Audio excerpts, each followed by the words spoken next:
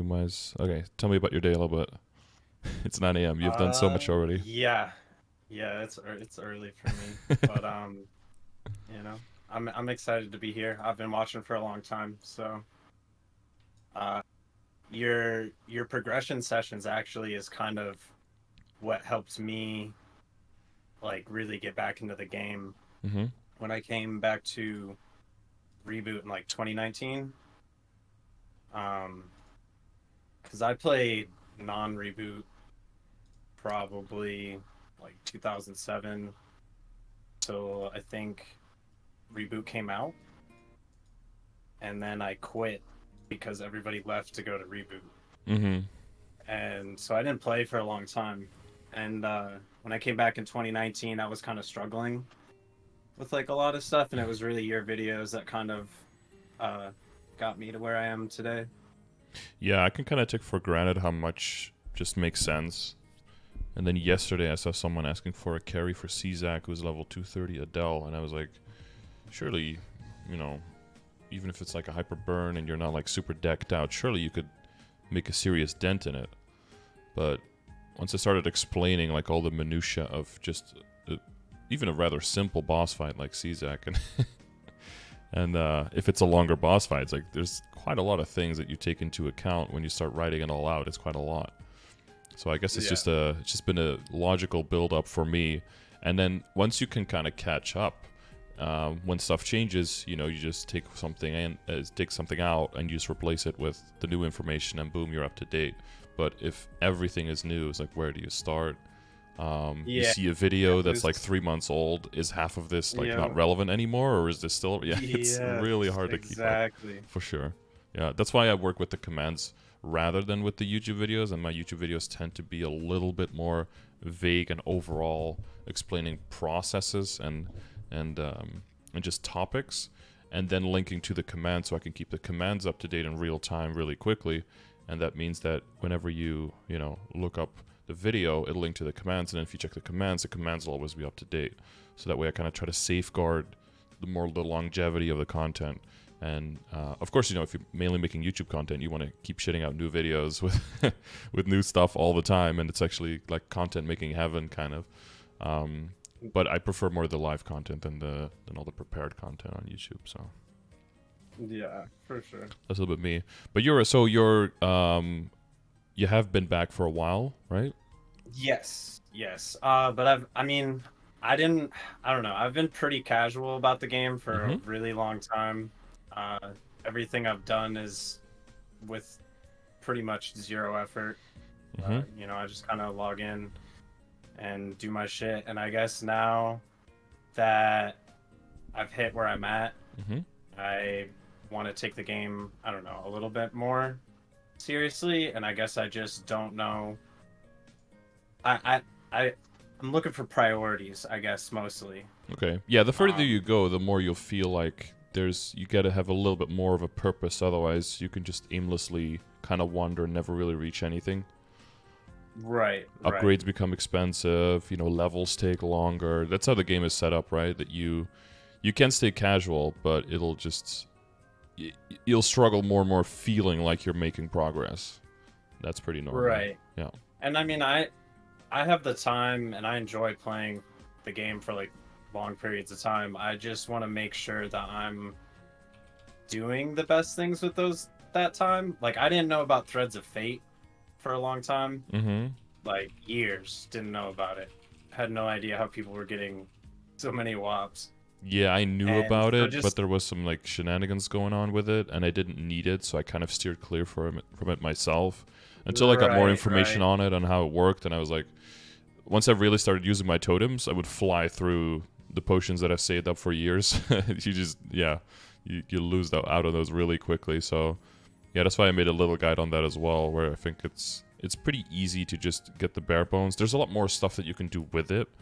Like even just recently, I found out that dual blades and characters that scale a lot off of a cooldown reduction actually use Threads of Fate as well to maintain friendship with like. There's a specific set of three Right. to get like Yeah, another I didn't know cooldown. about that Mm-hmm. either. So just like little stuff like Yeah, that, I'm just like kind of realizing like I'm just kind of griefing myself not knowing. it's Yeah, because the further you go, it's more like all of these little things compounding on each other, right? And you don't really know that you're missing out on anything, and then you do one thing here, Right. two things there, and then suddenly it's like, oh, this makes it a lot more enjoyable. I think especially the shift towards cooldown hats in like the last year or so, because we have so much damage, right? If you give up a little bit of damage, but you get to use your skills so much more often, that's a great feeling, especially if you're, grinding out as a dual blader. That's kind of where all your power comes from, right? Those big AoEs. Yeah. And I was considering maybe doing that for my DA then as well. A little bit more shields, a little bit more AoEs, because especially now with the totems gone, right? You really want to go to bigger maps, but then clearing them becomes the issue. So if you have giant AoEs you can throw around, that gives you that clear potential. Yeah, the kind of like going in between Limb and Grandis has kind of been like a weird transition. Yeah.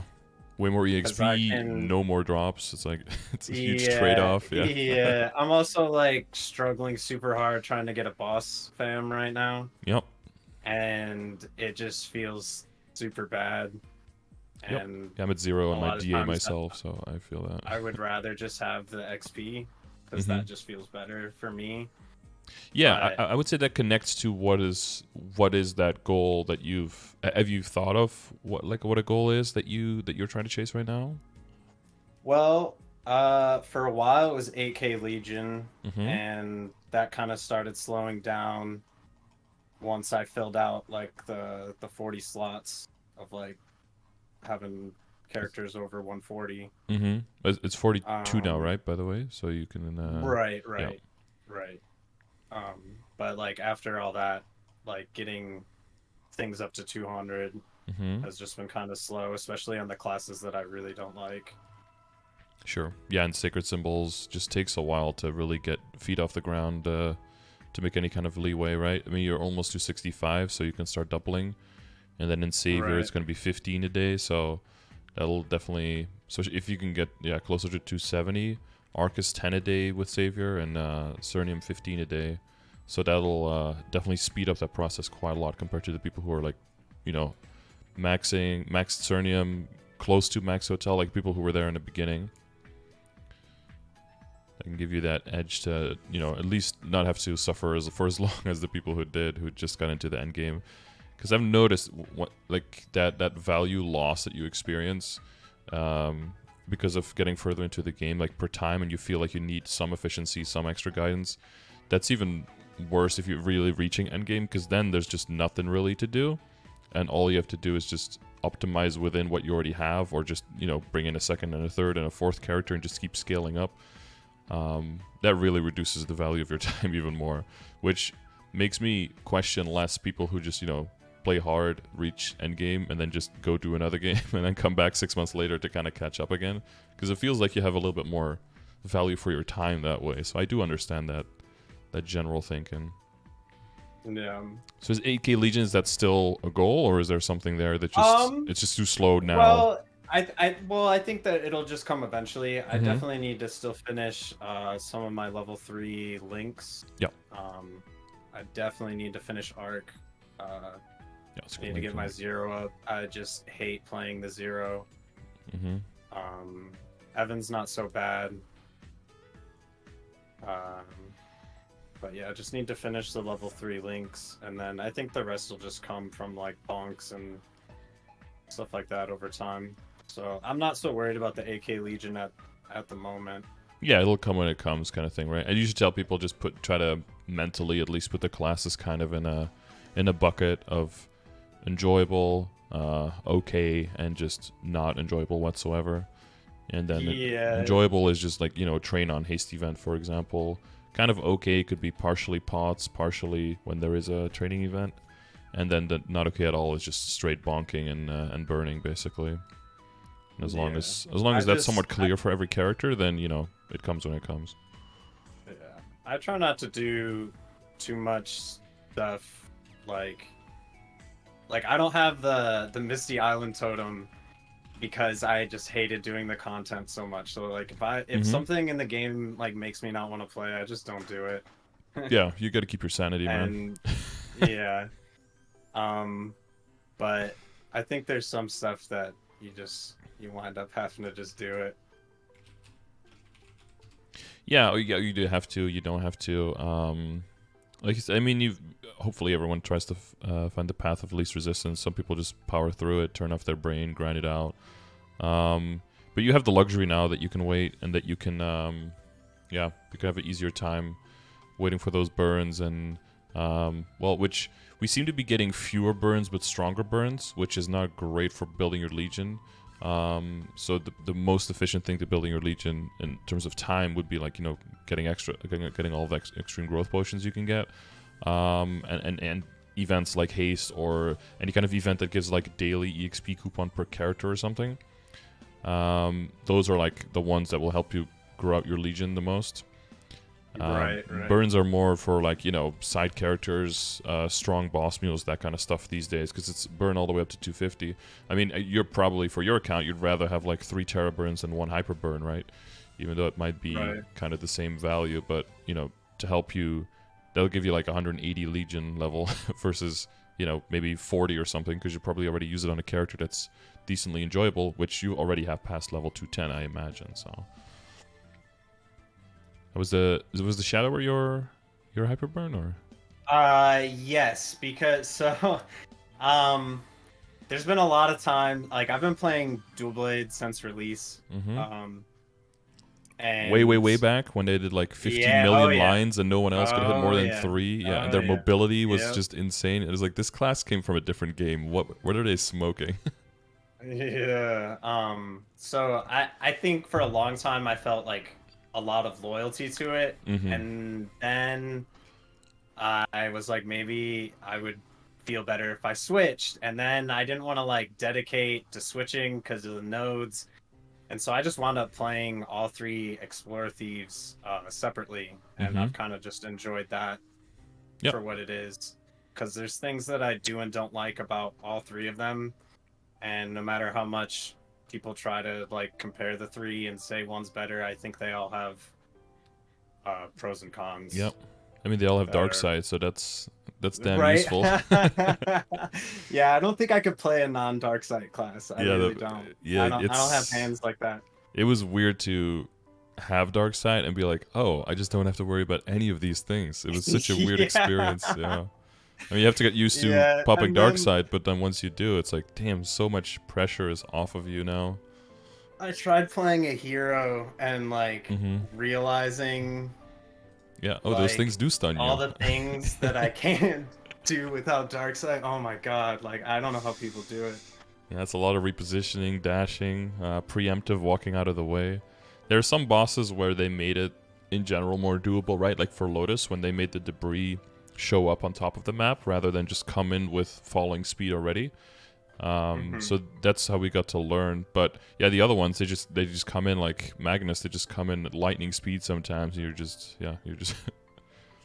turbo fucked basically. Like there's nothing you can do at sometimes, and all you can do is take it. Phone's going on. So AK Legion is still Dream, but that's like a little bit more long term now. Yeah, I mean, mostly, I mean, I would like to lib on the Dual Blade at some point, but I'm not like super pressed about it because I've never, I don't know anything about BM or anything. Sure. I mean, the context around BM is this: one of the biggest things is that you have to find a party and find people who are committed enough for the duration. Right, so even if you think like, well, I'm not going to run just yet, I probably want to get like 4 or 5 more levels or something, to get my damage up or something like that. One good idea is just to do a BA with the metrics of what, basically considering like what is a level that you can realistically get to. Do you think you can reach 275? Are you going to start running at 270, something like that? And by playing around with the metrics of the BA, kind of see, okay, if I were to fight Black Mage with my current gear, and I was at the level that I'm going to be, how much damage am I going to be doing, billion per second to the Black Mage, roughly, like, what ballpark is that? Am I at, like, 30 or something? So ideally, you want to be at, like, at least 60, going towards 75, 80, all the way up to 90 would be, like, a very comfortable clear. But if you're like, if everyone in the party's like over 70, then, you know, you can definitely start practicing. And then, you know, with time, with practice, with hands, everything will start getting better, of course. But if you see comparatively you're only at like 30 or something, you might want to have to overlevel or spend a lot more on, you know, upgrading gear and all that stuff, or, you know, looking up guides and seeing like how do other dual bladers do it, can I optimize my DPS, that kind of stuff. Of course, you're also more DPM heavy, right? So the whole rotation is going to be pretty important for you to look at that, and not just as like a 40-second or something, because that's going to be not as useful for you as a dual blader. So if you find that the number is like very low, you might see like, okay, that is so far off, I don't know if I'm willing to put in all that time, and then you can just take it easy. But if you find that you're pretty decently close, maybe like another Shining Star Force and Savior or something can like push you over the edge, and then with an extra 5 levels or something, then you can start seeing, okay, I'm going to start putting some feelers out and seeing like who else is like around the same situation and wants to start running, because it's an 8-month, you know, thing. Right. And people try to it's get sort into parties like as soon as possible, because it can already take a while to find a party and then another 8 months to run, and then it's like a year-long project, right? So Right. I don't know if like through your guild or through the alliance, or, you know, through other means, any discords or whatever, my chat, whatever, depending on how close you are, I would say either already start looking for people who are interested, and or definitely like mention it to people who are around your level, like, oh yeah, I'm definitely going to be doing Black Mage soon. Even if you're not actively saying like, do you want to make a party with me, but just the fact that they're aware of your name, that you'll be like, oh yeah, I heard someone who wants, you know, as long as you can get in early and then be part of like the core of the people, because that could also give you motivation to really start cranking out those levels, to be like, oh shit, we're going to do Black Mage in a month, like we're going to be practicing this month, but by next month, you know, we want to all be like 2-3 levels higher. So for me, who doesn't really like grinding and training that much, that gave me quite a bit of motivation to crank out like last 3-4 levels, because I wanted that final damage. I knew I was already okay at the damage, but I wanted extra, because I know my hands aren't great, so I know I wanted to be able to do extra damage there to make up for that. And yeah, so, and then once you actually start practicing, of course it's a lot better now actually having practice mode. That's that's useful. Yeah, we had to do like the 1 a day and then rip all the skills and that kind of stuff, and now you can just go in, you've got the extra house buff, you know, sometimes event buffs. It can definitely help you out. But so I don't know if through your guild, is there anything being set up, or have you heard other people around your level also considering it? No, not really. I mean, I've pretty much been like a solo player throughout all of my stuff. Like I've never really I've joined like random parties for my bosses, besides like Hard Damien and Hard Lotus, like I can solo. Those are reasonable timed runs, like not taking forever. It's Damien's rough. Damien's super rough. It's honestly better for me to like duo. Yeah, I get that. There's then, definitely some boss fights that did that for a long time, because like I can, but I just don't want to be in there forever. Part 3 of Lotus is really hard by myself, just because it just takes so long. I have to keep up with it. How's your oh yeah, your bind is maxed, yeah. So you just max bind. The bind's maxed on accident. No, I mean it's actually yeah. If you're full, I was trying to do Urda Shower, and it's all blue. Yeah.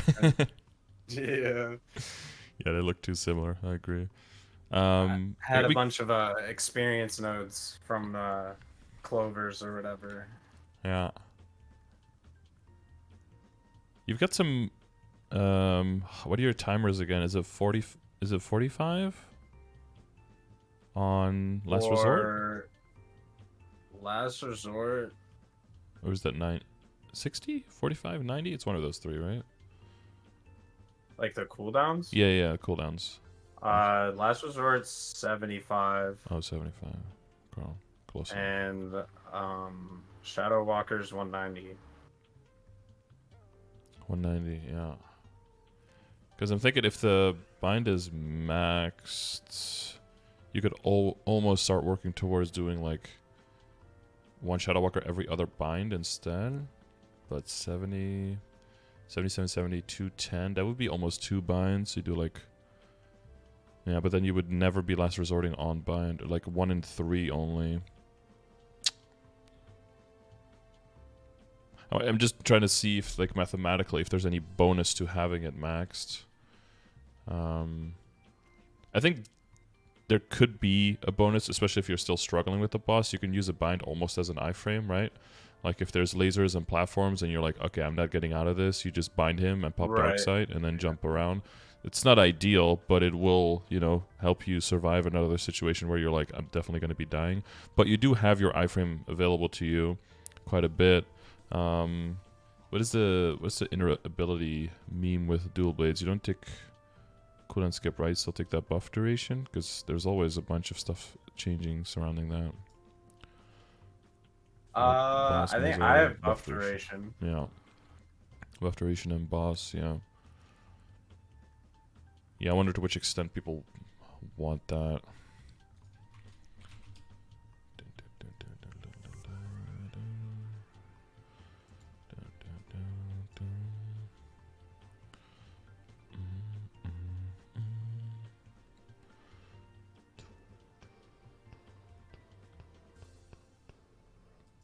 Oh yeah, I see 10% cooldown skip is like a somewhat desirable for like a unique line, yeah, just to see if you can get him.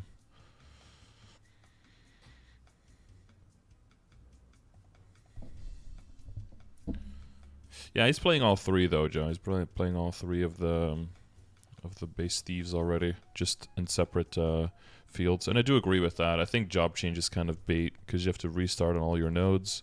All your old nodes are like locked, unless you're permanently changing. But then you're not going to be changing back ever. It's probably after Mage is the cleanest change, because you can at least keep your weapon. But yeah, secondary. I was gonna. The funny thing is, I was gonna change to Night Lord, because that's Shadower. The only thing I don't like about Shadower is just the meso weaving. It's annoying to me after a while.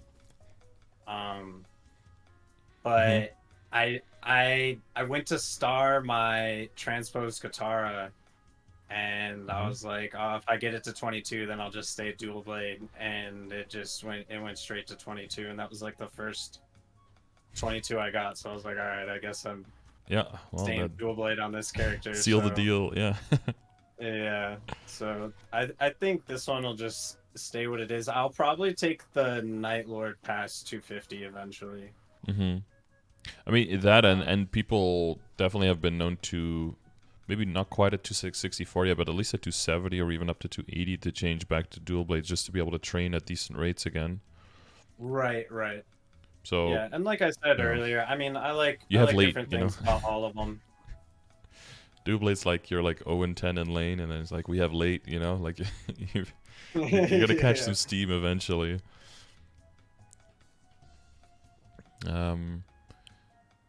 Yeah, okay, so you haven't looked around that much yet, because you're more just doing your own thing. I mean, that explains why Blade Master doesn't really have like the most supportive capabilities in the game. Yeah.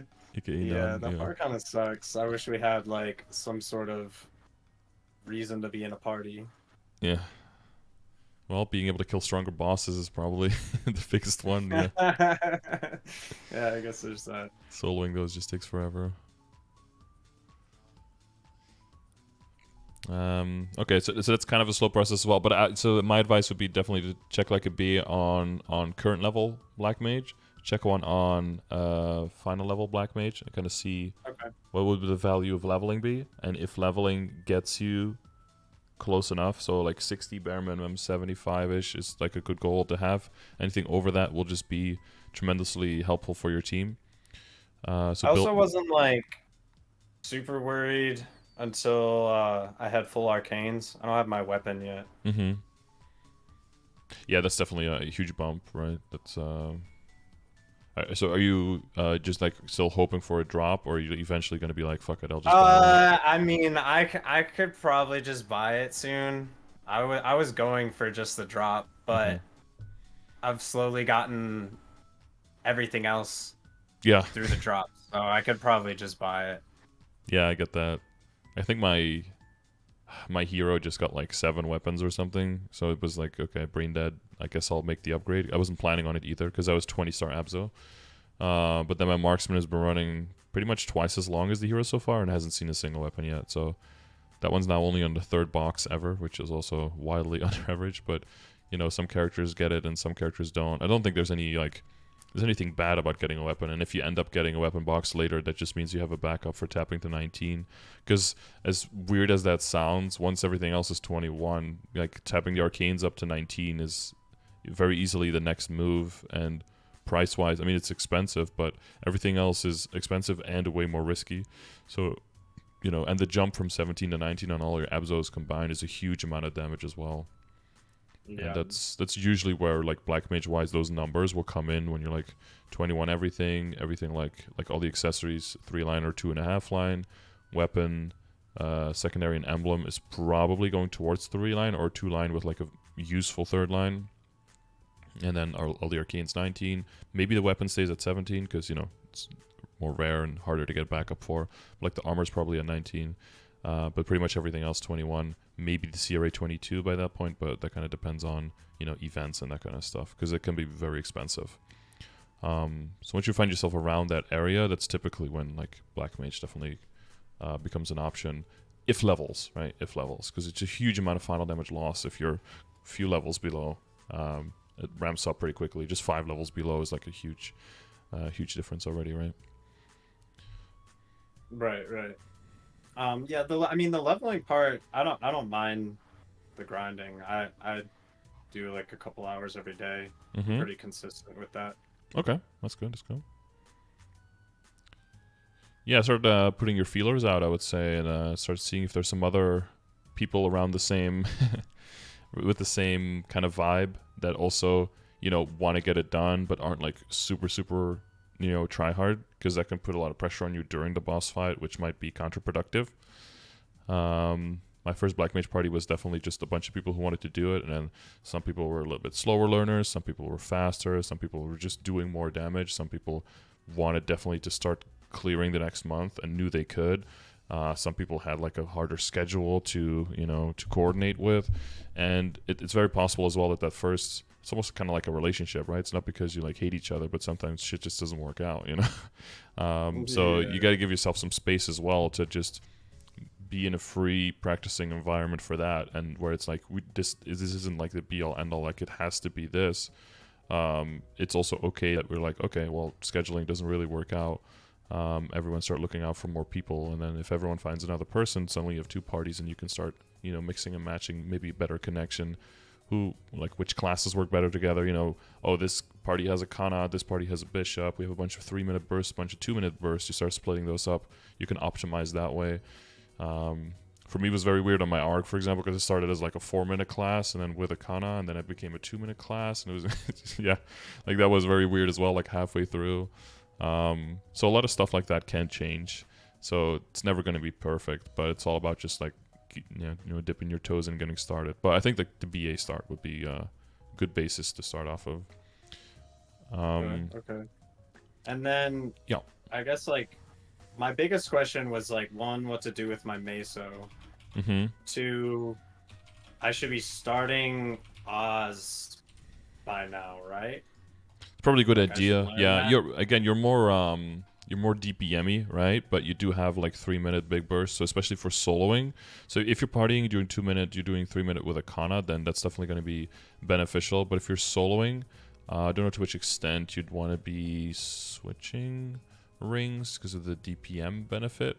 But in general, everyone benefits from an Oz ring. Yeah, certain classes more than others, but they're hugely beneficial for sure. Okay. Can be a little bit of a time sink, and it can take forever, or some people get lucky. Yeah, if you get lucky with a decent ring early on, you can settle. Some people get a ring so early they can actually avoid having to get like a 4th ring to 22, for example. They could just use that as their base 4th ring, and then one other ring sits at like 17 or 19 or whatever you have it, right? That can be a money saver that way.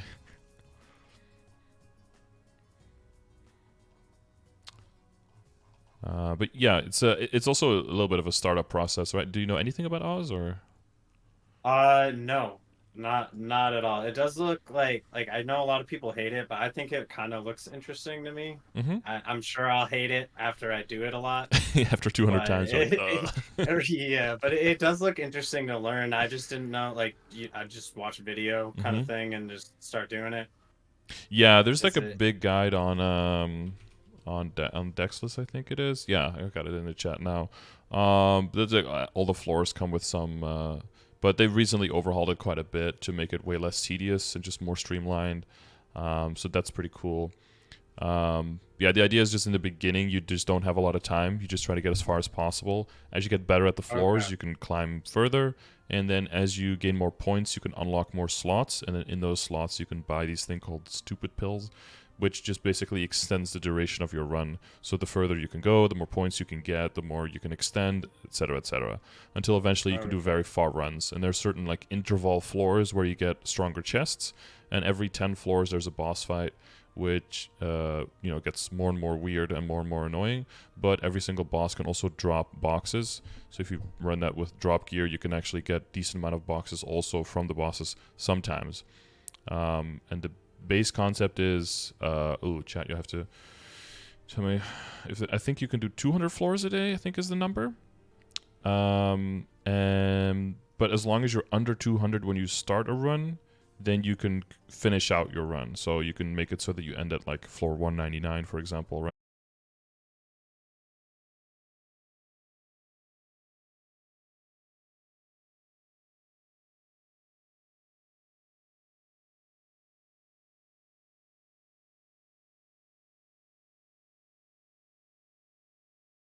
Nothing for it. The fact that it's so RNG heavy, they did try to curve the RNG a little bit because of the super shiny box, whatever the fuck it is. There used to be like a small box you could just buy with the ring pieces that you get from opening boxes, and at a pretty low chance of like okay rings. But now they've got a more expensive box ring with way better rates of like the higher end rings to kind of have somewhat of a pity system. It's still, very heavy RNG, but at least the odds went up a little bit. Okay. Yeah, it's just something I've put off because people talk about how bad it is. Mm-hmm. But seems like one of those things that's better to start earlier than later. Yeah, it's. I don't think it's like Threads of Fate, because like Threads of Fate you can constantly use, right? It's more one of those things like either you hit or you don't. Yeah. Um, but there's many things that you can hit, because sometimes people have like critical damage rings and then roar 3 for a while, and then a weapon jump 2 is like, oh damn, that's maybe not good enough to use. Weapon jump 3 becomes good enough, and then people start using them in dojo as well to start climbing there and really see results on their damage output. But you'll definitely also start seeing like soloing the harder bosses way faster. Like Hard Lotus and Hard Damon will go really fast. You'll start going in like small party, Hard Will, and Hard Lucid, so that you can have a higher chance for the pitch boss drops there, if you care about that, right? Or you can do exchange carries with people to bring your other characters up into arcanes. It opens up those possibilities once you start really pushing out that burst. Okay. So is the Kerr ring that's from the hyperspace cube, right? And is that Uh, like something people do yeah. based on their class, or do people just Yeah, the is that like all interstellar their content? detectives thing. Yeah. I haven't done it personally, but I noticed that for Black Mage, especially the people who were struggling a little bit with the mechanics, which was also me, but I was just too lazy to get it, and I was like, I'll just power through it. It helps a lot with people who have like key down skills for damage, for example. Like if you just need to stand there for a while and you have no other way of being immune to damage for that long, which I think Dual Blade kind of has on your burst, or does Right. Shadowware have that more where you need to? I mean, they have been shortening everyone's burst stuff, right? That you don't need to stand there for like 8 seconds to do all your damage. Yeah, the Tempest isn't as Mm-hmm. long as it used to be. Yeah, but because the main thing is just, and I think for I don't know if it's the same for Dual Blade, but I think for Shadow you can also just cancel it early and then get more of your cooldown back from it, so you have more flexibility with that. But it's basically for Black Mage phase 3. He's constantly doing this thing which we call a kick, where he just pushes people back and you have to duck underneath it. And of course, if you're mid animation, you can't duck. So the time in between kicks is probably like 2 full seconds at best. He does, you know, other patterns as well, so sometimes it can be a little bit longer. But if you really feel like you need to, so you could go in like practice mode and just like see how it is, and if every single time you just get kicked back and it just get, you know, you just get messed up, then it's probably a good idea to get that ring so you can confirm that damage. You heard a little bit in the DPM department, but if your burst can commit, that's usually the most important part, especially with you if you're with a party, right? Because then everyone's buffing each other, blah blah blah. 1 + 1 = 3. Yeah, it might just give you the peace of mind as well. If for some classes who have more complicated burst setups, that they could just pop the ring, pop their entire burst setup without having to think about getting kicked back and getting pushed around and all that stuff, and then commit their full burst. Yeah, for some people it's just peace of mind. And then once you get better at it, you might be able to wean yourself off of the ring as you get more experience, and then that way scale up on your damage output. Okay.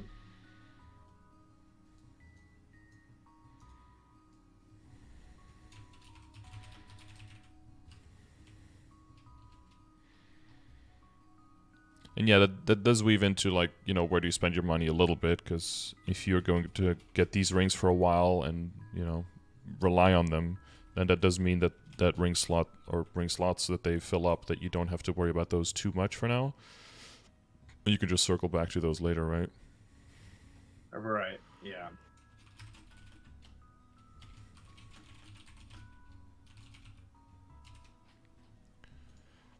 I'm just going to look through all the screenshots a little bit so I have an idea of where you are with all the other stuff.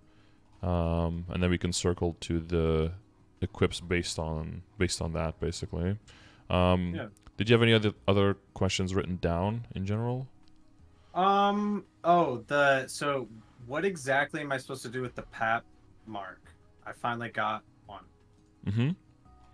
Am I supposed to transpose it onto the monocle, or I kind of quit when they introduced like the Daybreak set, so I'm kind of confused how like the Twilight mark and like all that stuff fits in to the progression and the slime ring or whatever.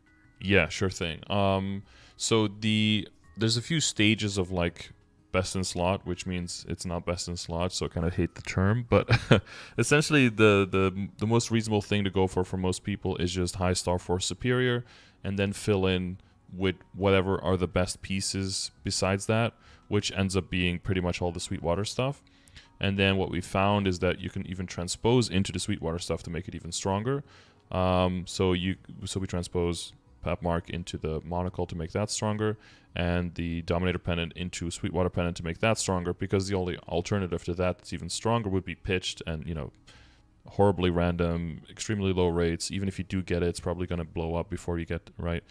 So it's way more reasonable, way more sustainable, not sustainable, but like guaranteed to go for Sweetwater, because you can just buy backups with coins, and it's way more trustworthy than just waiting for pitched.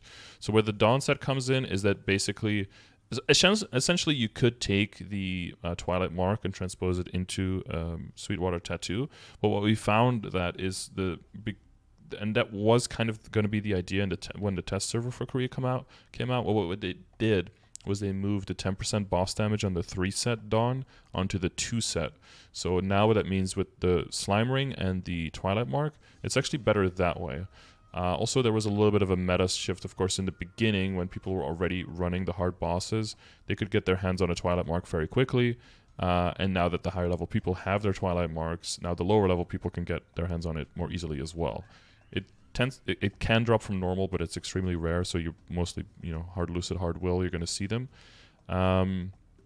It makes most sense to just, if you already have a tattoo, I don't know, what is your current eye and face stuff going on? You got Black Beam Mark? Oh, no, it's drop right. Yeah, just Black Bean Mark and Sweetwater Tattoo. Yeah, and what Star Force are those? Well, the Black Bean Mark, I think is only 12 right now because I boomed it, trying to go to 20. I see. And I just didn't fix it after that. Yep. But that was 17. and then that's the tattoo. Yep. So this could be a case of just like trying to leapfrog it, right? Trying to see like, okay, I can get a Twilight mark, get up to 17, and then I can try to get my existing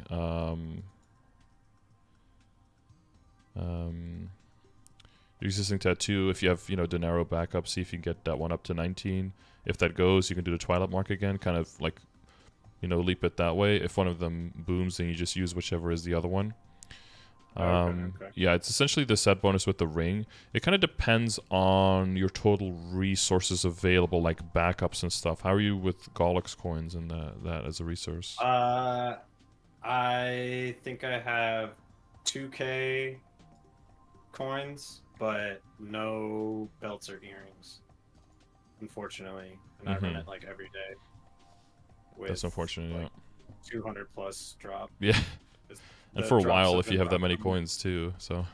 Yeah. Yeah, so that's going to be the main thing, is like your backup management is your main thing that you're thinking about when you're trying to go from 17 or 19 or wherever you are to 20, 21, 22, is how are you going to do that with backup. So especially once you have a type of coin or a type of backup that is universal in a sense, so you're talking about Dineros, you're talking about Gollux coins, that kind of thing, you really want to have a planned out strategy on like what is going to be the lowest risk to get there. So if there are items that you can still possibly get backups from just as drops, so like the belt and like the earring, it might be okay to stay at 20 for a while, right, and work more on the other things that need to get to 21 with backups anyway. So I'm thinking about, okay, for belt, there's a few scenarios. Scenario one is you have like say a 17-star superior, which you do, and you want to get to higher, and you have like 6 belts in your inventory. Oh, that's pretty it's pretty simple. You wait for like a 5, 10, 15 or a shining, and you just tap on the belt itself, right? With 6 backups, very good chance that you get up to 21, up to 22. I would go for 21 first, get everything else to 21, right? Then circle back, that kind of thing. Gives you more time, maybe gets you an extra belt on the way up to booming, whatever. If you boom like 3 or 4, now you're thinking, now you're going into the situation where most people get into, which is taking pink beam belts, or reinforced belts, getting those to 21, transferring into superior, having a 20-star superior guaranteed, and then from there, tapping to 21, tapping to 22, again, depending on backups, or if other projects already done, depending on coins. That's probably what most people are going to end up with. So it's okay to stay on like a 20-star superior for a while if you don't have any backups. Same thing with earring, reinforced earrings up to 21, transfer into the superior, because those might get you backups from drops, right? So you want to focus your coins towards the ones that don't get you backups from drops, so towards the pendant and towards the ring first. Once those are 21, then you can be like, okay, now, you know, I still have 2,000 coins, nothing boomed. Okay, I can try to do my my belt and my earring to 21. If they boom, I can afford backups. But again, do you really want to spend those coins, or is it still better to just work on other projects then? You know, work on 22s, work on 3-line potentials, work on your WSE, work on your arcanes, that kind of stuff, and just give you more time to get those backups until you really know. Because once the slime ring comes in, if you get a slow income in slime rings, let's say you're just gonna solo normal, it's very possible you'd only get 1 drop like every 4 months or something. It's a very low drop rate. But if you say like I'm gonna do party sea slime, we get a reasonably higher drop rate. We're going to what's it called? We're gonna like alternate drops, that kind of stuff. And so the income, so very similar to like the Twilight mark, it's a more reasonable income on the resource. Then you can say, okay, we go back to the first situation of the superior belt, right? Like, oh, I have 5 or 6 in my inventory. There's an event. I'm just going to tap on the ring. But if you don't have that many, you don't have the income, or you're unlucky, then you're going to have to go the transfer route. But the transfer route is another superior ring that you're going to have to tap 20 to 21 to transfer into it. That's the only option. And that's where Gollux coins again, right? So that's how all of these things are kind of like intertwined.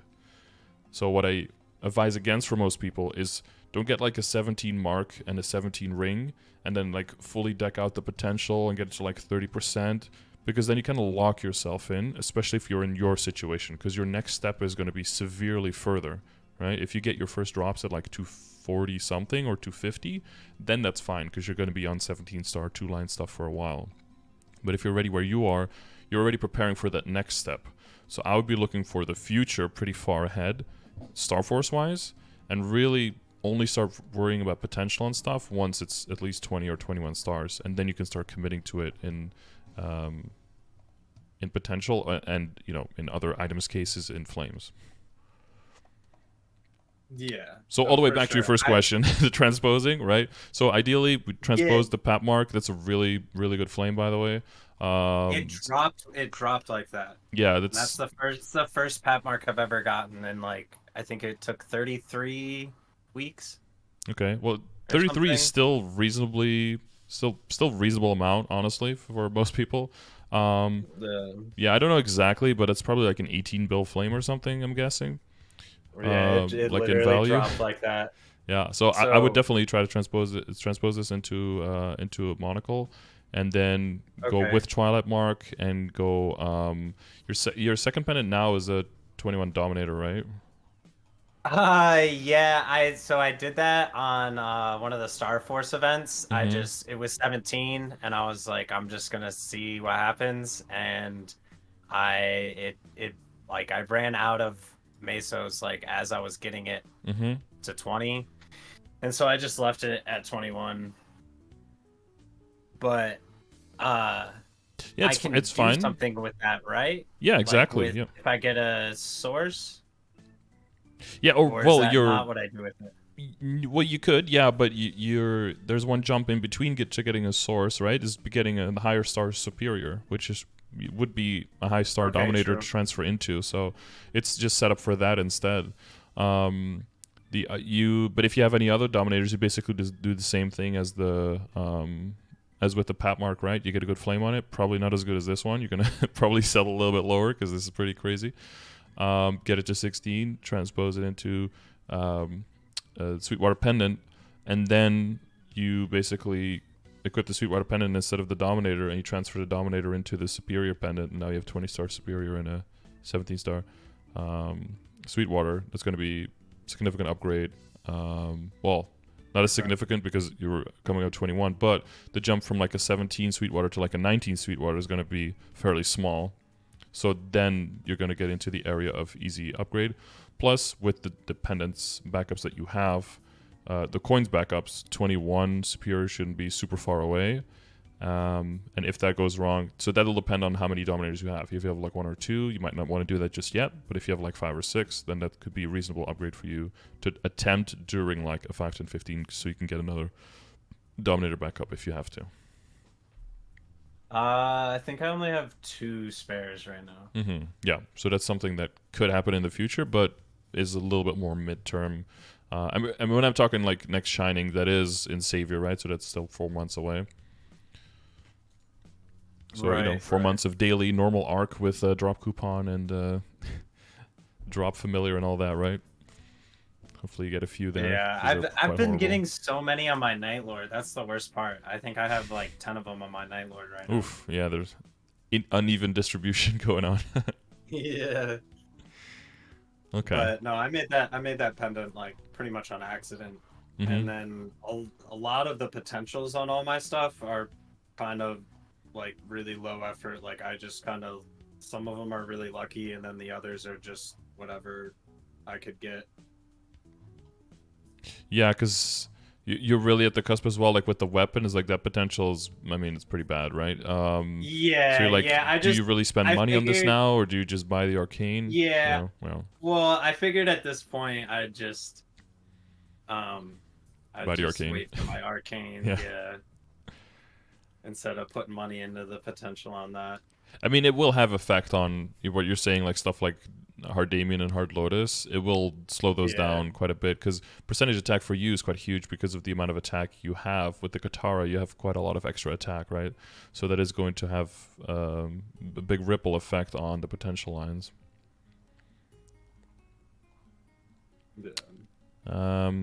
But yeah, okay, let me look through screenshots, see what you're dealing with there. Slowly maxing everything. You have any Matrix questions whatsoever? You were working on your shower, right, for mobbing? Yeah, no, the Matrix is fine. Hmm. Just maxing out shower for the Yeah. the extra damage on the summon. I couldn't think of the word. Yeah, yeah, or the fountain, yeah. Yeah, Urda's Will is going to be useful in Tenebrous stuff, but mainly in Black Mage, just to have like another cleanse. You're familiar with the curses at all in Black Mage? No.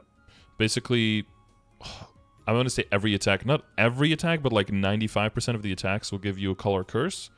And they will have an effect. Like one will make you deal more damage, but you can't heal. The other one will make you deal less damage, but you can still heal. So depending on the situation, you want to be in one or in the other. But the main thing is that if you get hit by a skill that gives you a certain color curse when you already have the other one, and they last for like 5-6 seconds, or if you're quite laggy, sometimes up to like 8 seconds or some shit. If you get hit by both curses at the same time, you just lose a life, even if you wouldn't die. But some curses you also take more damage, so it's possible to like die and lose a life at the same time and just lose 2 lives. Or lose lives without really, just, you know, there will be a skill effect and you can keep attacking, but you can lose like multiple lives in a like one after the other. So the way to combat that is if you get into a situation and you're like, it's super hairy, either you iframe, but there might be already other patterns that you're holding your iframes for, or they might just be on cooldown. One thing that you can do is use your regular will skill or the Urda's will skill to basically block incoming, you know, CCs, which would be like the curse, and just jump through everything and then not die to the damage, hopefully, but not lose the extra lives as well. In the beginning, that'll be very useful once you're still getting used to like the mechanics. As you continue, you'll have to use it less and less, but you know the cooldown of the will skill is extremely high, so to give you more utility out of that, that's a decent thing to think of, at least for future reference to level that up. Okay. And Blink allows you to blink a little bit longer. It's not super long extra, but it is a little bit extra. And Blink is also used quite a bit in Black Mage in the beginning for dodging certain patterns. Yeah, actually, And the extra attack. I didn't know that Blink was like useful at all for me as like a thief for like a long time. So it used to be really shit, right? Just was a random teleport on the map with like a 2-minute cooldown or something, or 3-minute cooldown. Like it used to be ultra garbage. But then they changed the passive to attack per level, so it goes up to 30 attack if it's maxed. okay. Maybe And now you that's can, why I just yeah, like always brushed it off. yeah. Before. I think it was it until Destiny that it was. It was either Destiny or the update just before that it just didn't really do anything, and people were using it as like a Hail Mary to survive in a situation where they were like 100% dead, to change it to like being question mark % dead. But now, yeah, you jump in the air and then you can flow for a while. People with up jumps, so not you, but people with up jumps will like use it to stay above Dragon, for example. If you can't get out at the middle, so that can be very useful for them. But yeah, you use it for certain patterns, and especially when you start doing Chaos Tenebris and stuff. It's useful to have in your arsenal, because sometimes you could be like, I wish I could stay in the air just a little bit longer. Oh, now there's Blink. You know, you can just float a little bit longer, not land in that attack that's on the ground, avoid damage, and it's a pretty short cooldown as well. So it's a good skill to have in your arsenal. Okay, well then I'll definitely level that up a little bit more.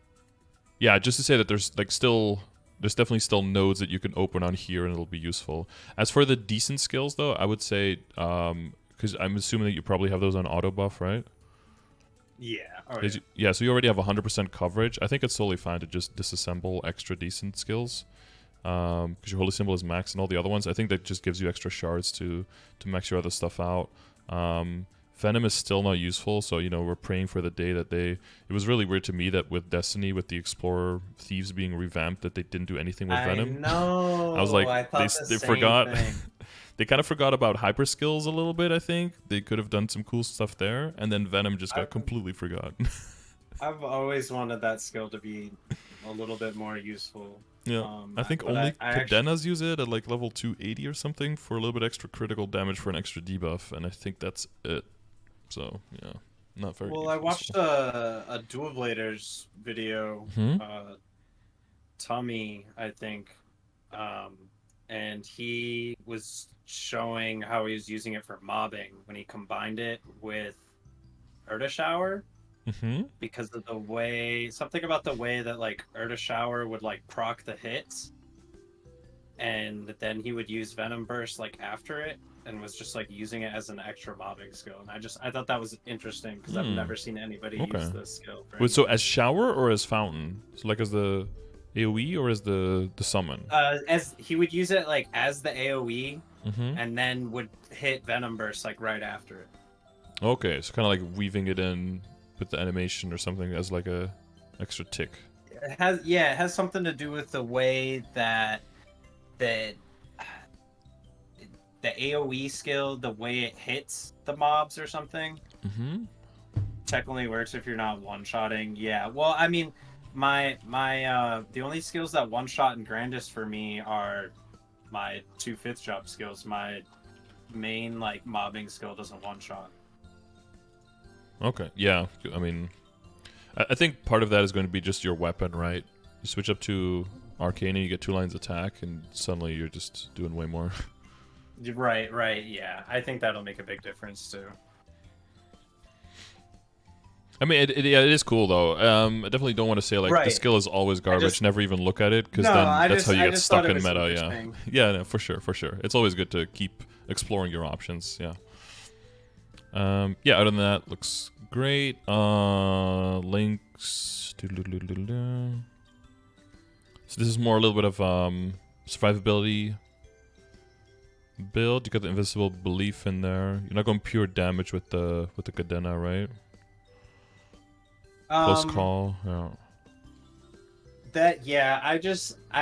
I throw those in there because it seems like it helps me survive more. I don't know if like the resistance skill would actually be better than close call, or if just like maybe going all damage would just help more at this point.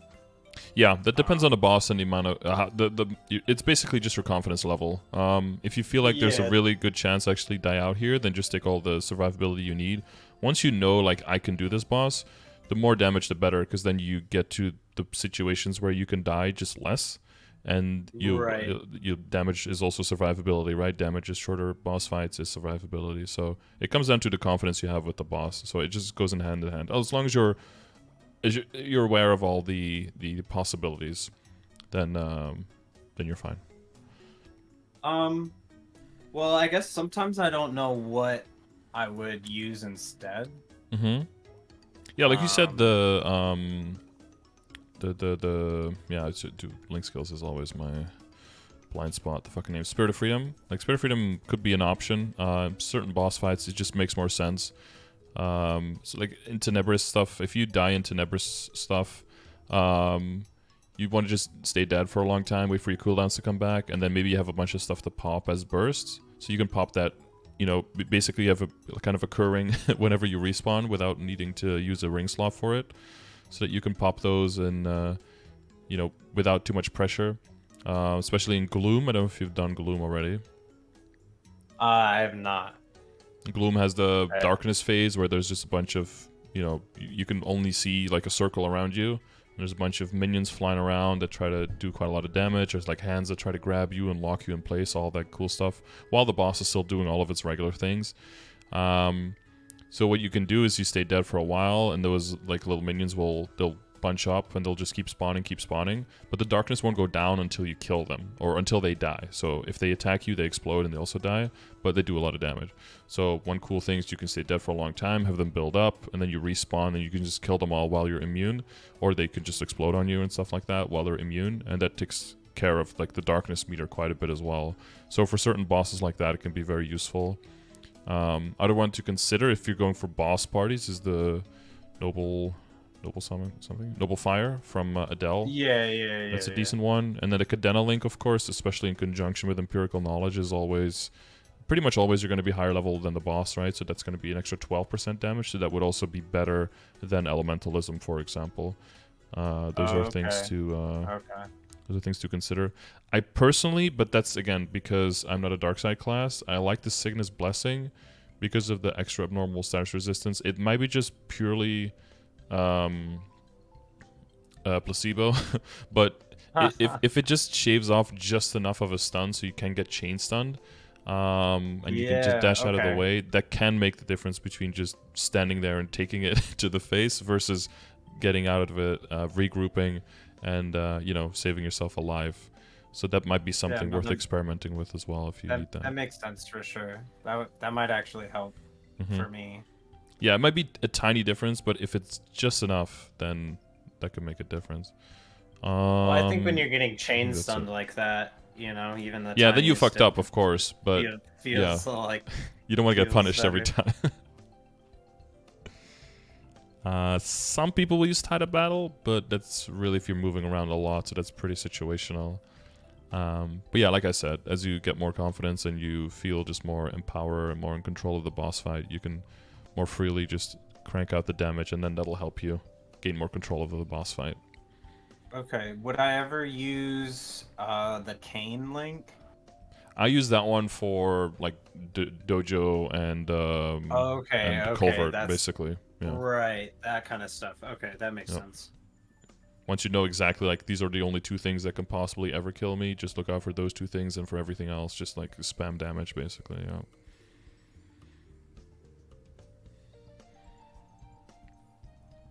I think mathematically some classes have it in their top 12, but it's pretty niche because of the the charging for it and all that stuff. Yeah. So you've got some healing fams, you've got big IED, some auto steal, old spider. We got those. Yeah, the old spider, but that's all I got. I don't have any other old fams. MP heal. Oh, you never got like the old big healers? You never get those?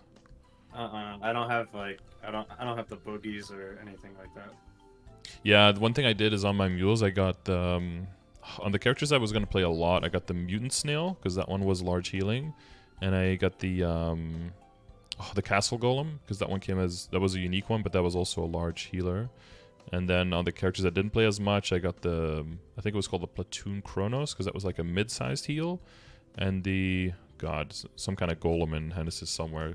The mixed golem I think was a mid-size drop as well, because we didn't know for sure yet if the drop rate would stack with familiars and stuff. We didn't know how that was all going to work, so I prepped like a large drop, a large combined drop, a small drop, just to see like if that all combines, I'll be fucking rich.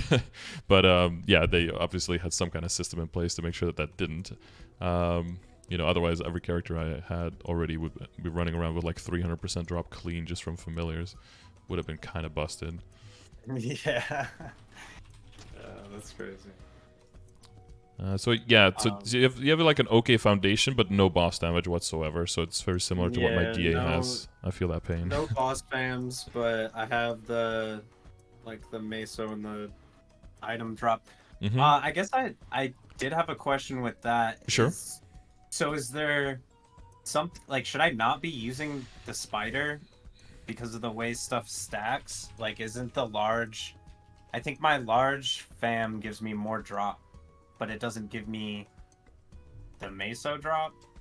Yeah. But then there's the fams that say just meso rate, right? Yeah. So there's meso rate and then meso drop rate. I think it's a little confusing to me. Yeah. There's meso drop rate, there's item drop rate, and then there's meso obtain. And within item drop rate, there's technically two types, because there's the familiar item drop rate, which is all items except for mesos, and then there's all the other sources of item drop rate, which are all items including mesos. So whenever you're talking about rate, it's all about like the chance of it to happen. And if you're talking about obtain, so for meso obtain, then you're talking about when you get it, how much is in there. So they have different stacks, different amounts.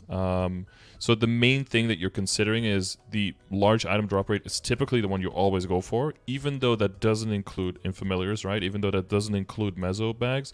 Typically with your inner ability, with wearing item drop rate gear using coupons, you're typically pretty much always at 100% chance for a bag to drop. Base chance for a bag is 60%, so as long as you have more than 66.66 recurring percent of item drop rate that involves meso bags, then you're always getting a bag. But like you rightfully pointed out, when you're going into Grandis, you're going into damage gear and you're wearing meso obtain stuff and damage gear, a lot of your item drop rate goes away and you might drop below that percentage. Decent holy symbol, inner ability, if you don't use a coupon, you're going to be below that 66.67%. So then you might want to switch over to the spider instead, because what are you sacrificing? You're sacrificing 40% item drop rate, which is pretty much just only nodes, right? Because you don't have familiars, you don't have droplets, you don't have symbols, all of that stuff dropping. But you're getting your 100% chance for a bag to drop, so meso-wise, that would be the play. So if you're training in full damage and meso gear, then the spider is the way to go to make up for that 66.67%. If you're wearing drop rate gear, then you don't need it, and you want to get even more drop rate for just more FAMs, more droplets, basically. That's all. I'll explain. If you check exclamation mark drop rate, I have it all explained there as well. It talks about, you know, like when do you go for drop rate, when do you go for meso, what percentages do you go for, how does it stack, goes into all the familiar potentials and stuff as well. More details if you need it. Okay. Sweet, thank you. Yeah, does that take care of the familiars properly, you think? Yeah, because at this, it's pretty much just waiting on the boss fams. I think my healing fams are okay. No, I think they're pretty good. Yeah. And most of the time you're not going to be equipping fully 3, right? Maybe you start like that to get used to the boss, or you get used to the boss in a smaller party, like you're doing hard will with 2 people, or you're doing VHela with only like 3 or 4 people. But then as you get better at it, you start, you know, you squeeze out like 1 mid heal and you replace it with a big IED or with a boss damage if you have one at that time, and then you see if that's still okay. And as long as that's still okay, again, damage is also survivability, makes the boss fight shorter, allows you to get it in fewer bursts, and then, you know, that'll end up making the whole experience a whole lot more desirable. Yeah, I think I got big heal and IED on one of them, so that was yeah, I think nice. Oh yeah, the 31. Oh, is that one with big heal? The one of the the mid talents. Mid heal HP and MP. Yeah, that's very nice. Yeah, especially for yourself as well. For solo running. Okay, well, let's get to the equips. We still have about 25 minutes, so that's perfect. So we talked about the transposing and everything. Does the transposing, the Dawn set, does that all make sense, or do I need to? Yes. Yep. No, that was all good. Mostly just like don't know what I should be spending my money on, or if I should be saving, or just. Yeah, so you have 65 or something now, right? Or a little bit more. I don't know when you took the screenshots. So just under 70. What do I have right now? I have 60 bill right now. Yeah, 60. Okay. Oh, you spent a little bit. What did you what did we splurge on? What happened? What was irresistible to? So I re-cubed the Connor ring, and I made a Meister ring and got that to 17. And then put meso on that. Yeah, because I was gonna say, like, I mean, 15 is nice, of course, but if you have a 22 ring, it always deserves like probably at least 24%, right? Because it's arrived, you know, can't flame, so potential is where to go. Yeah. The Connor ring has 2-line luck now, like just 12 and 9. And then the Meister ring has meso on it instead. So that, I think that's where the bill went. Yep. Okay, that's fine. Yeah, it's a good move in general. Okay, let me get a little bit of an overview. So tell me a little bit about like your weekly income in general. Are you someone who's okay with saving for long periods of time? You said you're pretty casual about it, so you're probably okay with it, I'm guessing. Yeah, I don't mind. I just wasn't sure like if there was ways I could gain, or if I just waited on my like arcane weapon to put money into that, or because I 22'd my pants and my top during the last event. But couldn't get the hat. I boomed the hat like 8 times. Oh yeah, I was at a 28 boom last event, so yeah. Not a stranger to that. So I just wasn't sure what to do next with it, or if I just save for stuff. What are your drop setups? So you have 5 meso. Do you have 10? You have 10 drop as well, right? Because of the double on the black beam mark. I think when I put it all on, I have 100% meso and 100% drop. And do you have a set where you can have 200 drop and then whatever amount meso for bossing? No. Okay, because for like if you're talking about like getting dominators, possibly getting more Kana treasures, you know, that kind of stuff, getting primals for Meister rings, all of those things, and then pitch boss is also affected by drop rate. It's a good idea to work not necessarily at, but like towards a 200% drop rate set, which you can because you have a double drop rate item, right? So 9 equips, 1 double is 10 lines is 200%. It's not necessary to have it right now, but to kind of look at the pieces. So do you have like, which I think you do, right? Like you have like an event ring that's damaged now. Maybe there's like a ring that can still become drop rate, right? Some of the rings I was gonna re-roll depending on like what I needed. I just wasn't sure what I needed exactly. Yeah. Or what was worth rolling over. Yeah, because your current damage ring is the Kana treasure, the reinforced, the superior, and then the guard ring. Or well, you have an awake ring. Yeah. So I use the awake, the superior, one of the glory rings, and the Kana ring, just because of the potentials. Yeah, your reinforced is meso, right? Yeah. Yeah. But that was one of the things I didn't know if it'd be better if I switched, because you know what I mean. But they're only 17 stars, so I just didn't know if it mattered. Yeah, so 17 star and like 2.5 line on event rings is great, because that means you can take a lot of risk on whatever you're trying to replace it with when it comes to Star Force. If it doesn't go, it doesn't go, and it's whatever. You have a solid ring to fall back on. But if it does go, now you have something you can commit to. So I wouldn't even be looking at like 19 stuff. I would just be looking at 20 or 21, like anything above. So yeah, the options are like Meister, Slime, Oz, basically. That's like the option. So if you do get one slime, you're probably going to have low income on them. The main thing you want to get to is, you know, are you just going to... That's why I'm saying, like, at your situation, I wouldn't go for like a 17 slime and then commit to the potential. Because what does that give you? That gives you a small upgrade compared to your event ring. But now what? Now you can't reroll your event ring to drop rate. Now you have to keep it as damage, because if the slime ring doesn't go, you need a fallback ring again, right? So now it's like perpetually. So I would say have that as a good fallback ring now. Take higher risk on whatever ring you're going to replace it with. If it doesn't go, it doesn't go. If it does go, then you can commit to it, re-roll that event ring, get that extra drop rate, because you're going to want Kana treasure rings, you're going to want Dominator pendants, like you said, for the source potentially later, right? So you want to get all of that little bit of drop rate that you can. So working towards that 10 lines of drop rate is going to be a good idea. So that's how you want to look at those rings and like what their future purpose might be, because they're already legendary. We can't trade, but what we can do is we can repurpose it for another function. Well, that's what repurposing is. I said that double. Yeah, it's for the Iron Face and everything. We talked about that, right? Like the accessories. If you have Black Meat Marks backups and you want to use that, but I wouldn't like commit to that now. You know, transposing and with a really good flame, that's going to be priority. So probably a lot of commercying in your future, especially if you want to do the pendant as well later, and have enough backups to get that 2021. Unfortunately, I'm not a commercy fan. Wow, you're not the only one. Let me just say that. Most people are not huge fans. I know. You know about the building up on the boat and everything, leveling, dreadnought. These things ring a bell. I guess not. Okay. I guess not.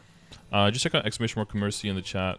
Should make it all clear. But basically, if you do the furthest voyages, level up your boat, get to the rank 3 boat, you can start making way more dineros in a way shorter time per day.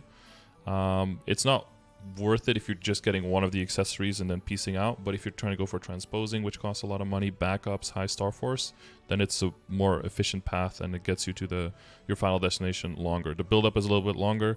You need to invest some dineros in building up your boat and ranking it up, but once you have that boat, it's just like 7 minutes of dailies a day to give you like 48 dineros. So then you just start pooping out dineros, and you'll hate me in the short term, but you'll thank me in the long term. Okay. Okay, so drop, that's settled. Meso is good. You have a 100 set, that's fine. And then we talked about your current rings. You're working on that. Yes, you've got your totems. That's a good flame on the cup. So there's 3 major things, right? There's star forcing, potentialing, and flaming.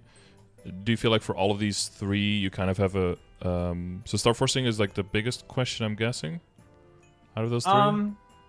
Yeah, and maybe a little bit of the flaming. Well, I guess I just don't know in what order to do stuff, I guess. You know, do I go for like 3 lines on stuff, or do I do Star Force first on everything, right? Before I worry about 3 lines?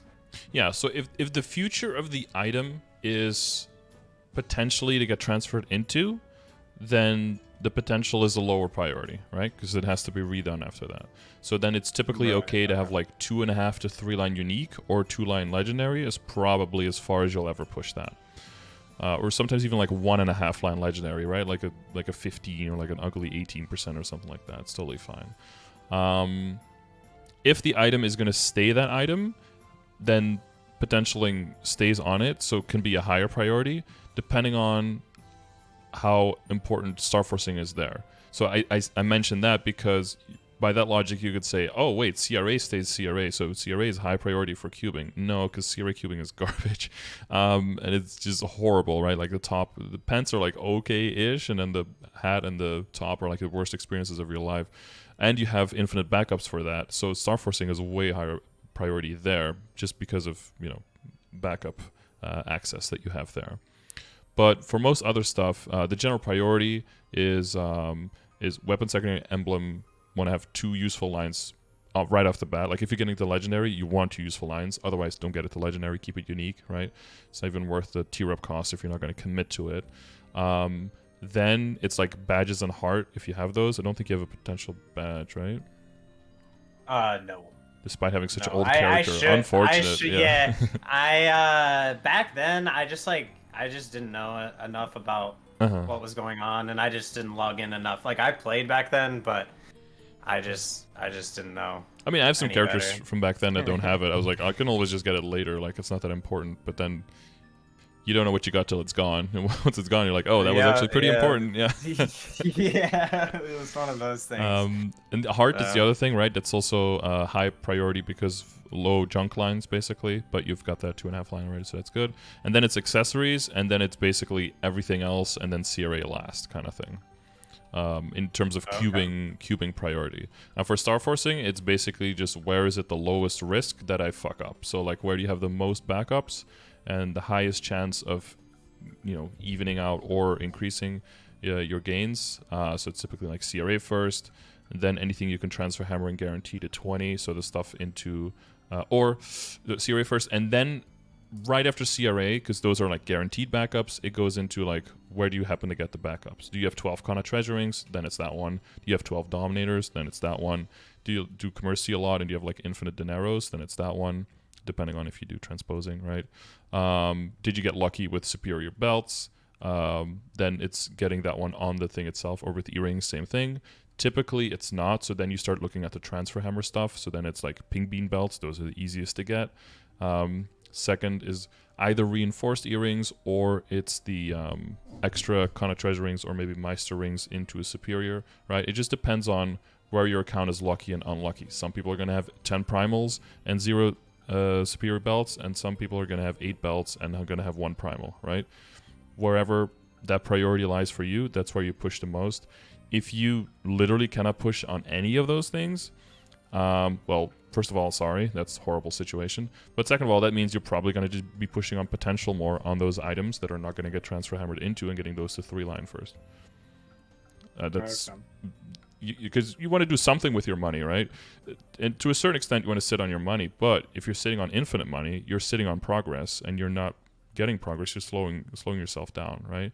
And I think you've correctly seen that the amount of money that you have right now can definitely make you progress. And the biggest thing I see is I would definitely wait for Shining Star Force to make like those big moves.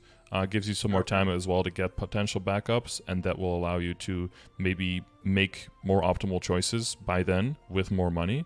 But the biggest move for your account is definitely the arcane weapon, so I would just buy it whenever you can afford it, and send that, well, to 17. But then definitely on the potential, you can have a pretty high bar.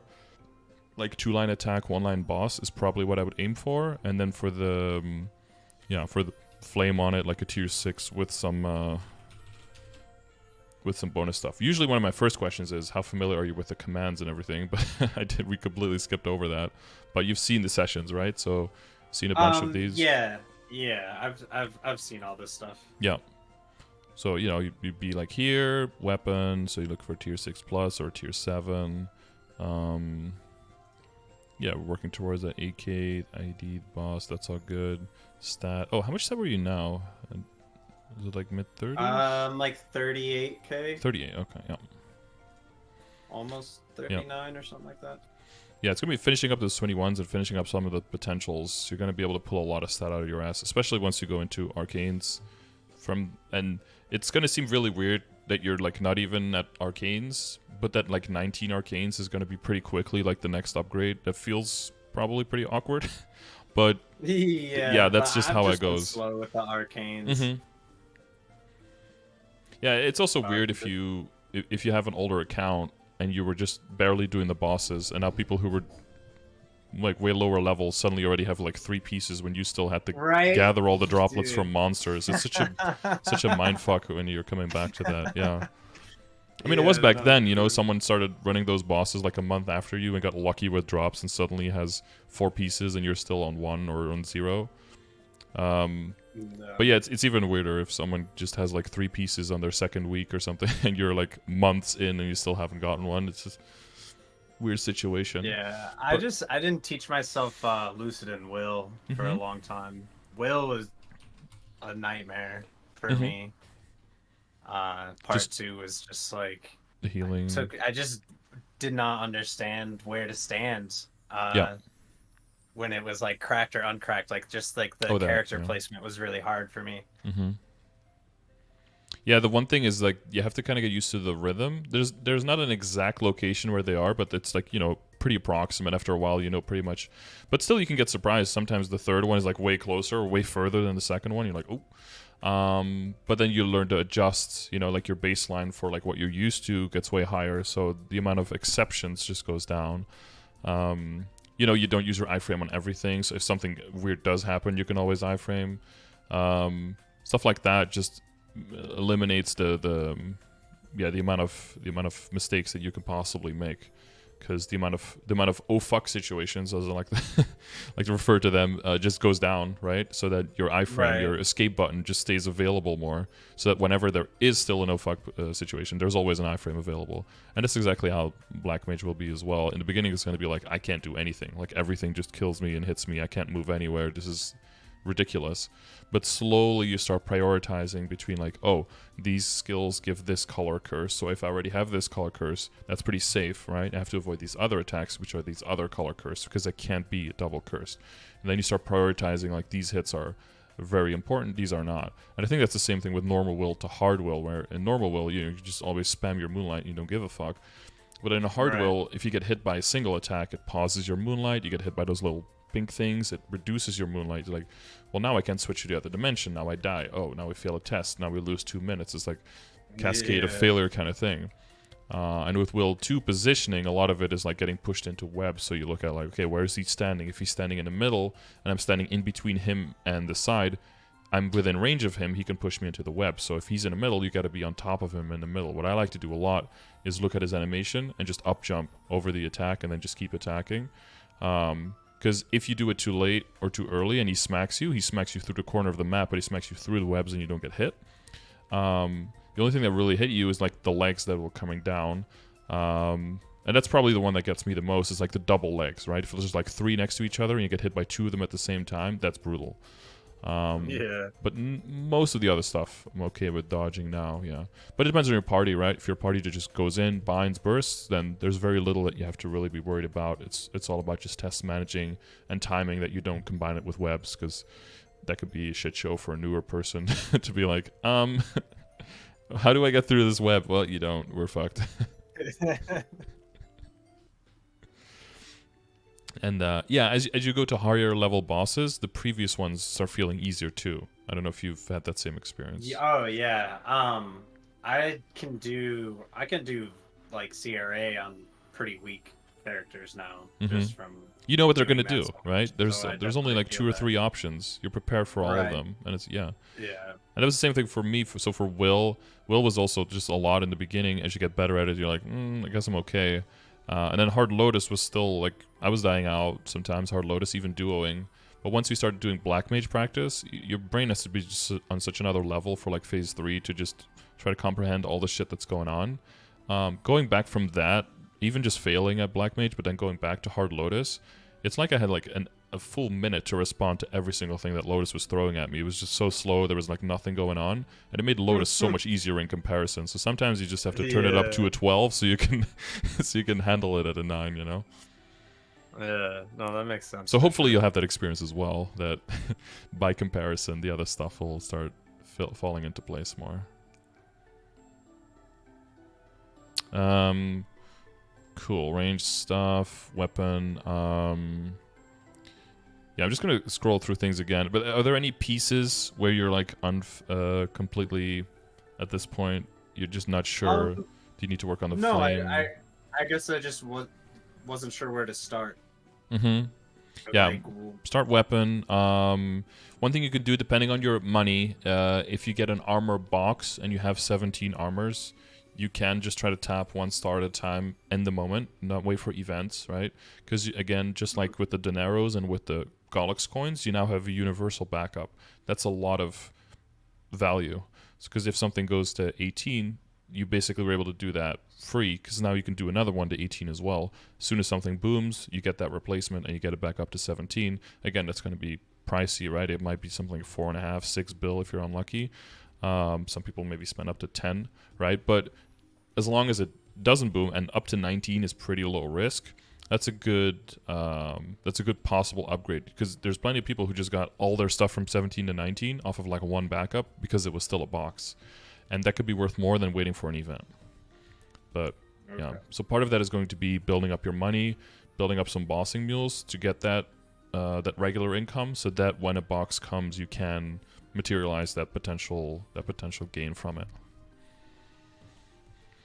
Yeah, other than that, those things are just stuck at 17. The CRA hat is probably from the next Star Force event, probably the first thing that goes to 21, right?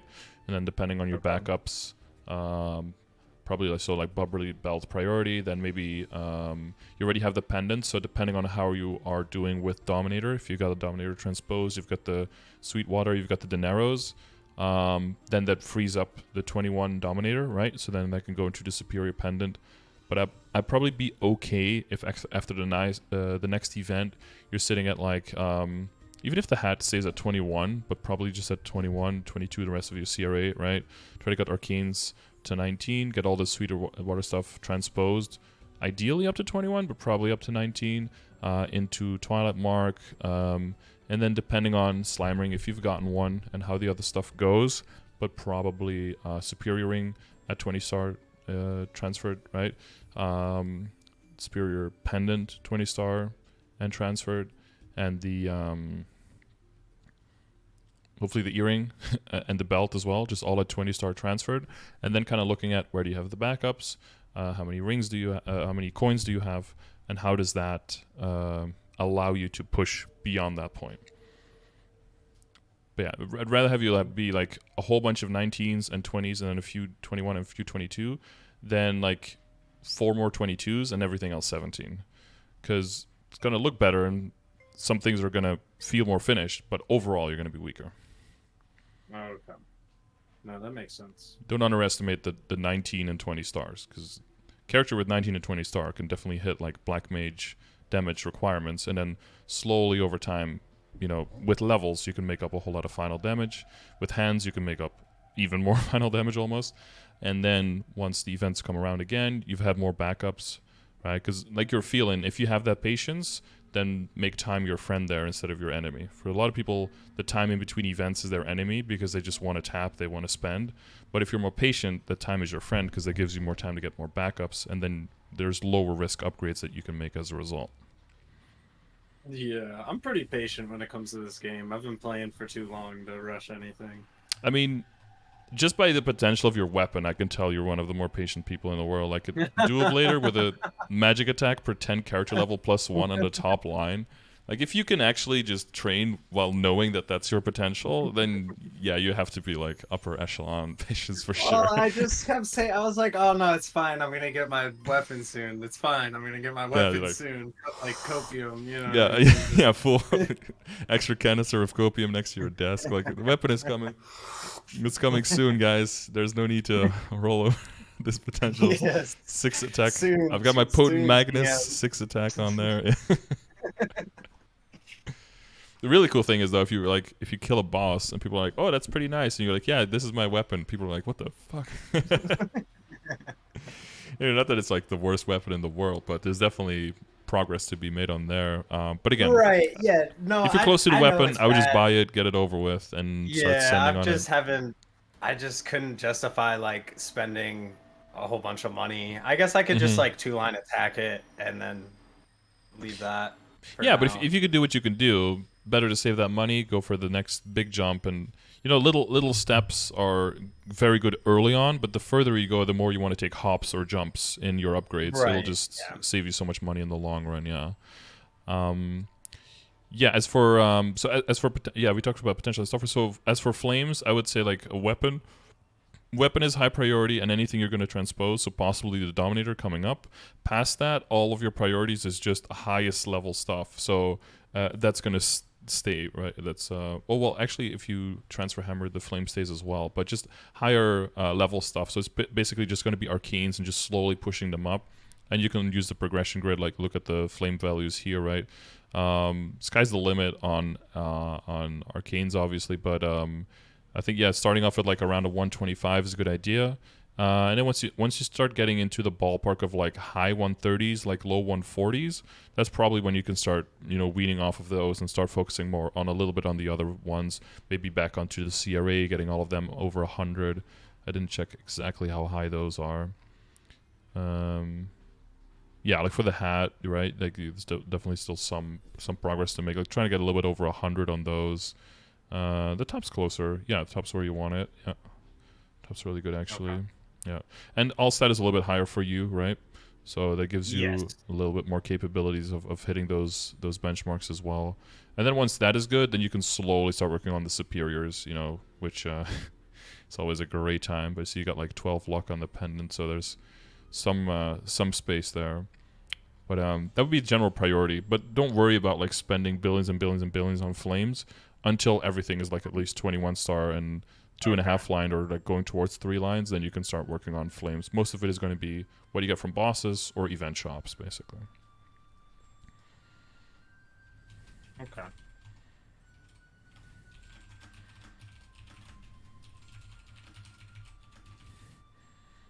Cool. Any other equips in general, or just overall questions you're still with? No, I mean I think that's pretty good. Just I guess I thought that I needed to like full send on like certain items, but I guess I get what you're saying as kind of like just getting certain stuff to like 19 and 20 star and like going that route.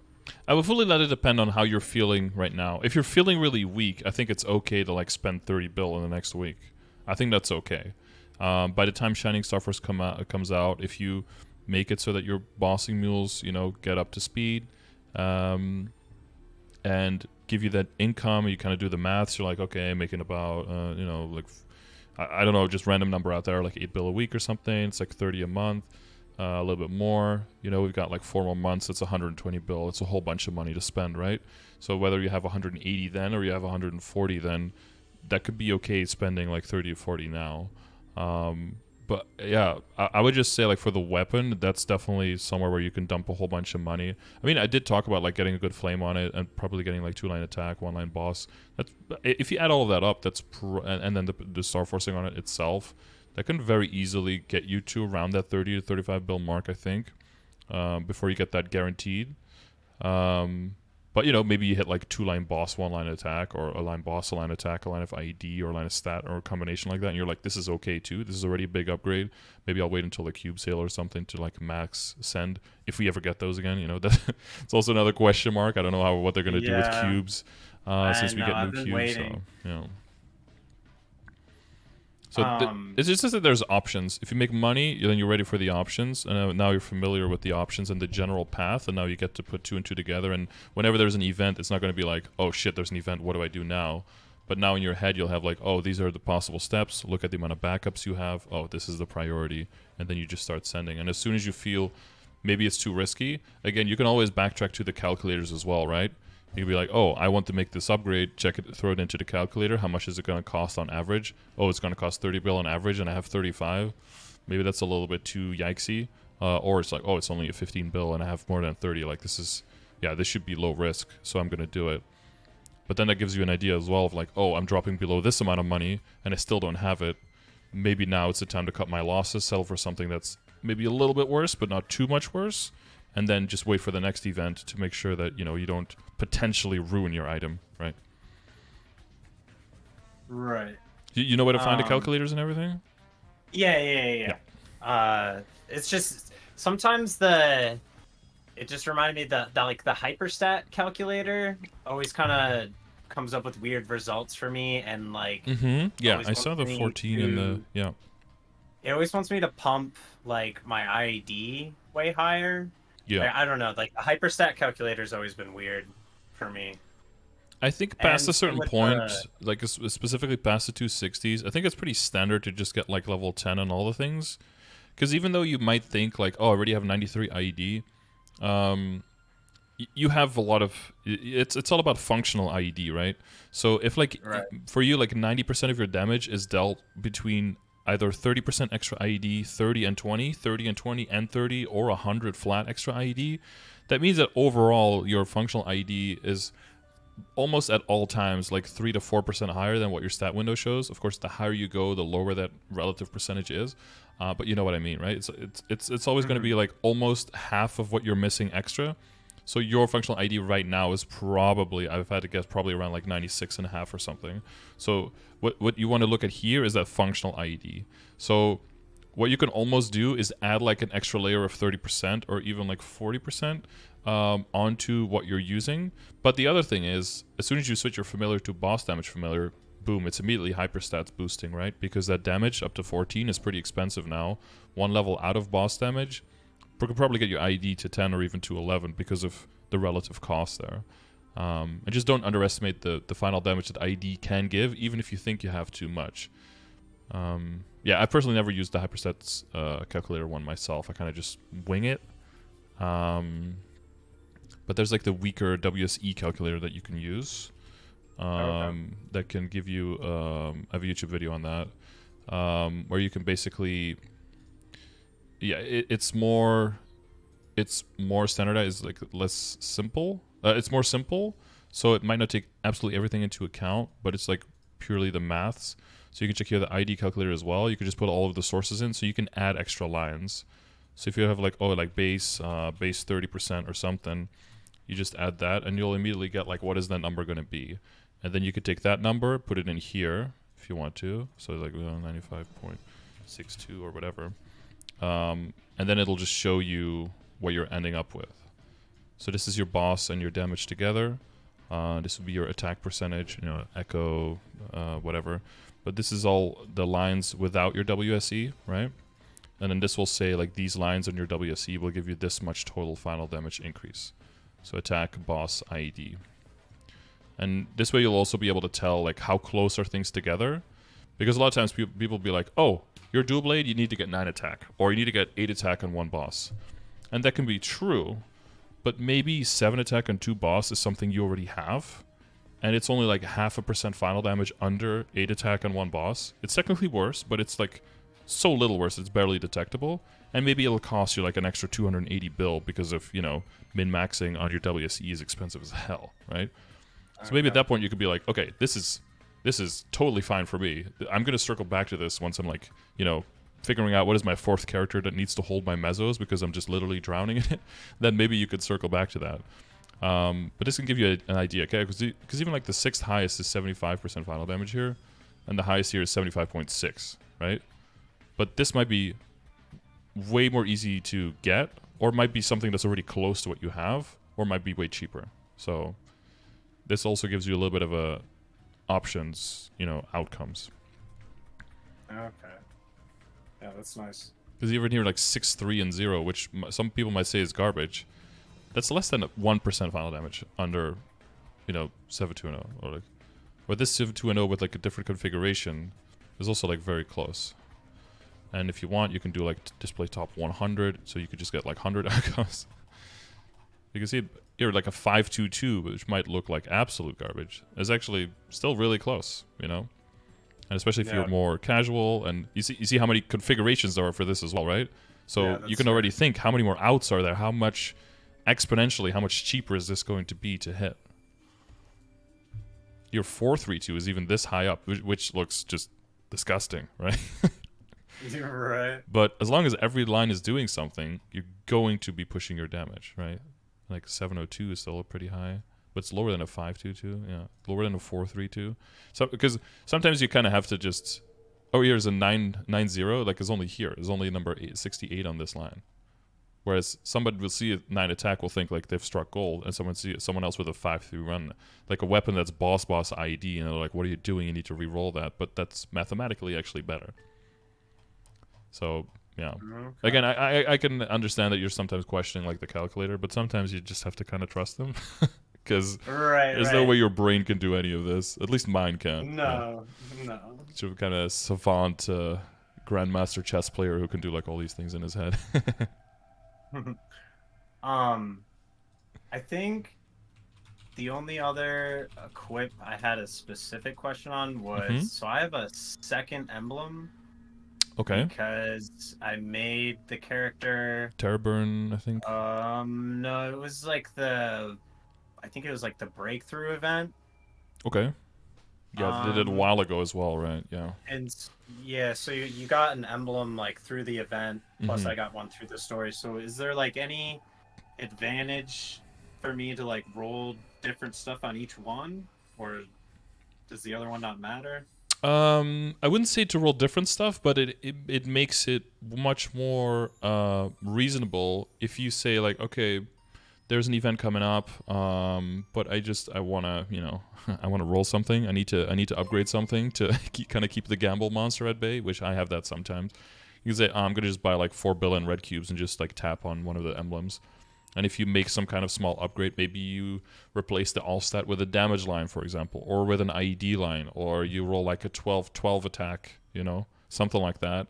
Oh, okay. That way you can make it so that you can make those small upgrades without having to black cube or wait until you have at least 40 bill available to kind of lower the risk of ending up with something shittier than what you started with, which always feels horrible.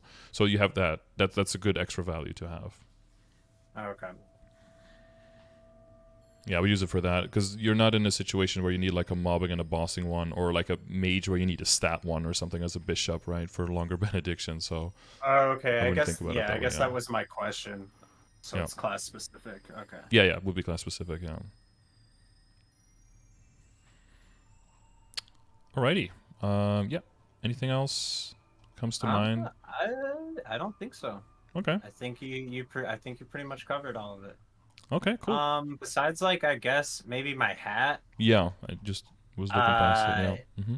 Is it worth, like, I guess maybe this is a more like dual blade specific question that I should ask in the Discord, but like I just wasn't sure if it's like better to have a different hat with stat on it, or what to do with that. I mean, the cooldown reduction feels really nice, so that's why I've just left that the way it is, but I just wasn't sure if it was better to have like another hat with like actual luck on it.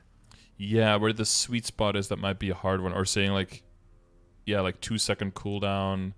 I'm sure that mathematically, if you have like 3 seconds and nothing, or you have like, if you have 2 seconds and 2 lines of luck, that's probably better on bossing, if I had to guess. But the problem is, even just 2-line cooldown and 2 lines of luck, I think on a hat is like 50 bill or something. These are some crazy. Yeah. So sometimes people will just like throw a bunch of black cubes at it for like Hail Marys, but I wonder to which extent. I would definitely ask like Dual Blade Discord for this, because there's going to be a lot of experience with people as well. Because I can say like mathematically this might be the same, or we can math that out. But somebody can tell you like, yo, if you have 3-second cooldown reduction like in a boss fight, and just being able to throw out those extra tornadoes and those extra blades of destiny on hard Damien when he's like hanging up in the air, it just feels much better, and it just will make the run faster, even though mathematically, technically, your DPM is hurting a little bit.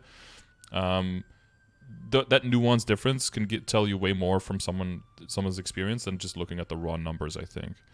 So Right, okay. I would definitely ask it there.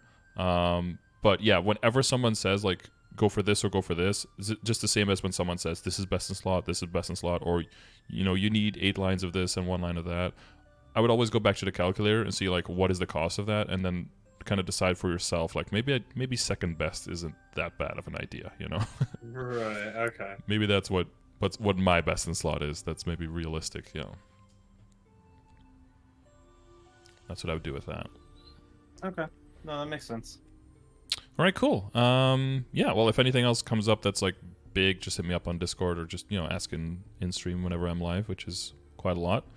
And yeah, I'll upload it to YouTube in a bit, and then maybe there will be some feedback, maybe some comments of people. So if you guys are dual blades and you heard something that you either have a question about or you thought maybe wasn't 100% correct, let me know, and then I can adjust my knowledge, and we can help our coachee here as well a little bit more. But yeah, other than that, I will just wish you the best of luck on everything. All right. Yeah. Thank you so much, dude. It was good to finally do this. Yeah, well, you're welcome, and yeah, reach out if there's anything, and otherwise I'll see you on the next one. Yeah. Thank you again, Okay. dude.